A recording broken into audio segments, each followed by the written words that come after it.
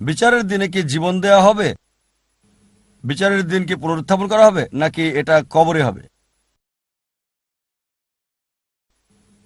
ভাই, যদি কবরের আযাবের ব্যাপারে বলা হাদিস পড়েন, আর আল্লাহ কোরআনে বলেছেন সূরা আল ইমরান অধ্যায় 3 আয়াত 185 যে কুল্লু নাফসিন যায়কাতুল মউত, প্রত্যেক প্রাণী মৃত্যুর স্বাদ গ্রহণ করবে, আর চূড়ান্ত প্রতিদান দেওয়া হবে বিচারের দিনে।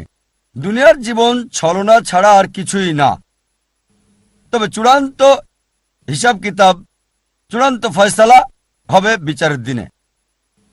আমাদের যা করতে হবে, হতে পারে শাস্তির একটা অংশ পাচ্ছি পৃথিবীতে, পুরস্কারের একটা অংশ পাচ্ছি, পুরস্কারের অংশ কবরে, আযাবের অংশ কবরে, তবে ফাইনাল চূড়ান্ত ফয়সালা বিচারের দিনে হবে।